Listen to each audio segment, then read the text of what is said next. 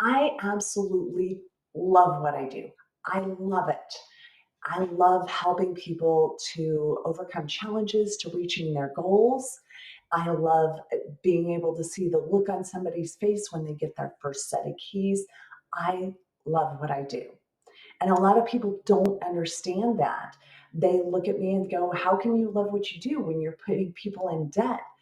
But housing is something that we're all going to pay for, whether we are building equity and wealth in our own home through our own mortgage payments, or we are building equity and wealth for our landlord through making their payments for them and building wealth for them and their children, we're still going to be paying housing. Unless we're living in a tent on BLM land with no electricity, no running water, and no modern conveniences, we're paying for housing. Even once a house is paid off, you still have the taxes and the insurance. And oh, by the way, that guy on the BLM land, he still had to buy his tent, so he's still paying for housing. So it's something we're all going to be paying for. So do I feel bad about putting people into debt? No, because I'm putting them into good debt that helps them accomplish goals and improve their future. The second thing that people oftentimes don't understand why I love what I do is because they look at it and go, isn't there a lot of math involved in that? Yeah, there is, but I love the math. It's what I call number Tetris. And I can entertain myself for hours with a spreadsheet just going over my own budget and what can I do to accomplish my goals. And so I love the fact that I can do that for other people, that I can look at that self-employed client that's got 20 plus businesses and help them make sense of it all to accomplish the next strategy that they want to take on to improve themselves. Or that investor that's got multiple rental properties and they want to be able to capitalize on the equity in order to obtain more or invest better. Or my very favorites, the first time home buyers that just want to know, how do they get into that first home? How do they make that dream a reality? And being able to play the number Tetris and being able to run those numbers and put it together and make those goals happen for people is exhilarating for me. The third reason that people oftentimes don't understand why I do what I do is they say, okay, but how can you stand to tell people no? And that one I kind of don't understand, because a lot of times people have gotten to me and they've been told no by other loan officers who didn't want to put in the time or the effort. I don't understand saying no. For me, it's we're not quite there yet, but if we do X and Y and Z, we'll get there.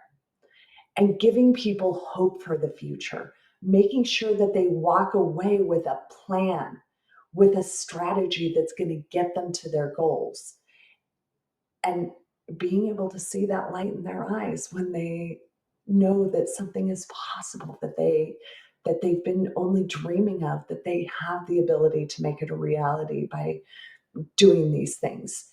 And I know right now it's hard for some people to see that light at the end of the tunnel because of where the economy is, where housing prices have gone and interest rates and all of that.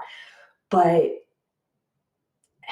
if I've learned anything over the past 30 years, it's that things ebb and flow. They go up, they go down. And even if you're in the bottom of that trough right now, you may be looking at the hill to the other side and going, it's big and it's scary, and I don't know how I'm going to climb it. And that's where you get somebody in there with you like me. I'm happy to walk through it with my clients. As long as they keep answering the phone when I call to check in, I'm going to keep calling and saying, hey, how's it going? How are we doing? What's going on in your life? And how can we make it better? How can we take that next step forward? Because that's all it takes to climb that hill is one step in front of the other, one step every day. And sometimes life will knock you back a step or two. But if you keep taking one step every day, you'll get there. And, I love being able to walk side by side with people through their journey and help them get to the top of that hill and seeing the look on their faces when they make it. That's, that's my vision. That's my passion. That's my purpose in life. It's why I do what I do. And so today is Thankful Thursday.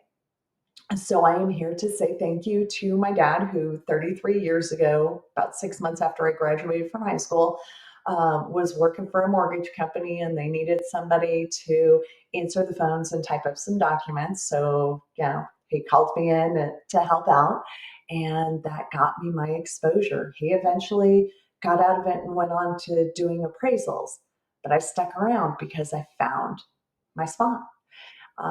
And I want to tell any of you who are young out there and haven't yet found yours, when you find it, hold on to it.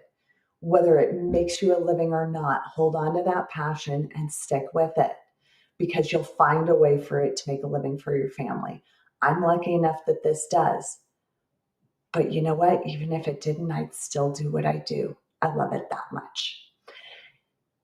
And I also want to say thank you to each and every one of my referral partners for helping me to keep doing what I'm doing and enabling it to support me and my family. And I want to say thank you ever so much to each and every client who has trusted in me and the companies that I work with to help them reach their goals. Thank you so much. Remember, gratitude is everything. Hold on to your passion and have a wonderful day.